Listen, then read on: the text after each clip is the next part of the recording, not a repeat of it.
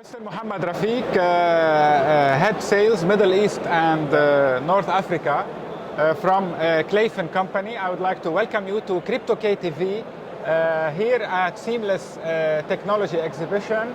I would like to ask you, and we can start our interview directly. Yeah. I mean, you know, the world is talking about technology and digital banking and fintech, and as well as, you know, the blockchain and cryptocurrency, and we all know that it is somehow interrelated and linked to each others. But you being specialist in digital banking transformations and successfully delivering those verticals, tell us, how do you see the shift between from classic banking to digital banking? Yeah, thank you very much for giving us this opportunity. So let me start with you're addressing that from some of the from a legacy things, right? We've been in business over 20 years. Started our journey way long back from the internet banking days or early days of internet banking, way back in 2000.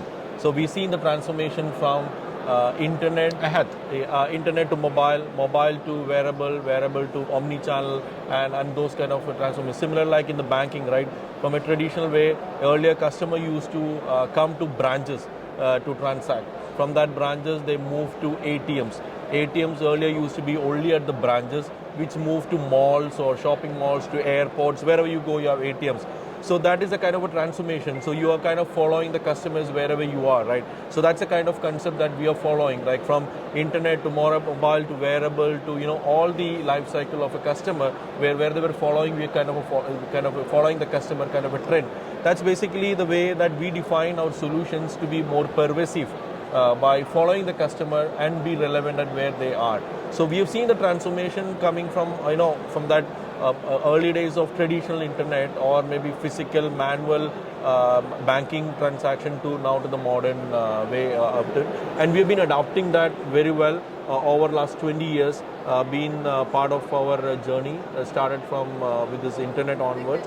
We've been doing a lot of research around the space. How we adapt to that is basically we work a number of markets, like Middle East and Asia and Africa are predominantly main markets, where we work with a number of banks, where we understand the customer demands and requirements well in advance, and we tailor-made the solution to meet those demands. So we kind of make sure that we are a step ahead comparing to the competition. So we purely being in a digital play, we deals only with the banks and financial institutions for so many years, and the organization is also having a blend of resources which actually having experience well within the different stages of the banking and domain. So with that, we are able to tailor-make the solution to meet the customer demand well.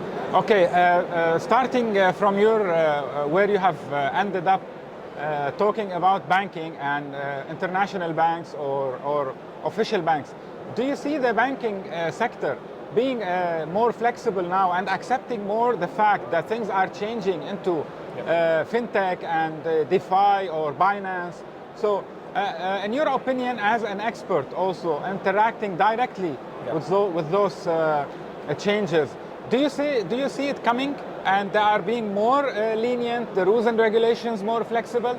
It is. I mean, it's not only coming, it is there, because if you look at the current trend, right, banks are no more competing against the banks, because banks are now competing against telecom companies, Amazons of the world.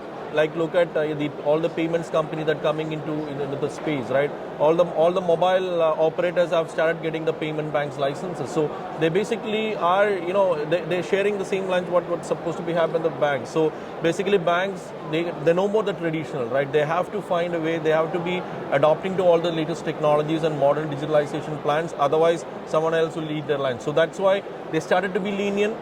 And coming to this region particularly, the regulations were very, very strict and not very giving that relaxation to the banks to go on digital, go on cloud, and host those kind of a thing. But now more and more regulations are also coming up, more relaxed, especially Saudi, UAE, and all being very much relaxed. Or it's not that relaxed. Basically, they started coming up with regulations which is more and more convenient for the bank to operate digitally. So obviously, yes, that trend has to be there, and that is coming up well in advance. That's why you're seeing the initiation and the open banking, right? Earlier days, like you have one account, bank account, you know what your balance is and net worth and transaction within the bank. But now with the open banking standards, it's not only you are not owning your data, right? It's the customer. End of the day, I am and you are the owners of the customer. Bank doesn't have own any more data because I decide where to reside my data. And if I have multiple banking relationship in a country, using the open banking standards, I'm able to see my aggregated balances across multiple banks within the geography and aggregate at the same place and do transactions around. So I decide based on my consent to share my data with multiple banks. So yes, it's pretty much not only coming, it's there. I mean, yeah. That's a very valid point. Actually, CryptoKTV, we were covering a blockchain summit in Istanbul in Turkey 1 week ago. And that was one of the hot topics in a panel discussion whereby, I mean, many customers or bank customers and or consumers are now asking this question. Are we able to control or to make the decision for our investments? Because you know how it works at the moment. And I mean, we all know the banks. Banks, they have two ways of investing when people deposit their amounts. They either go for government bonds, and we all know there's very low interest, and usually banks, they want high interest to cover for this, or the other way around is to invest in giving loans, whether it's corporate loans or B2B or B2C. Now, that's why probably banks are looking for more, they are being more open for digital banking and crypto or tokens or NFTs or finding other ways to make income. But back to the consumer, from a consumer perspective, in the future banking, in the fintech, in the digital banking, is it true that consumer will own the decision over his investments? Exactly. That's what precisely the step towards that is the open banking, wherein the consumer, end consumer like me and you will own my data.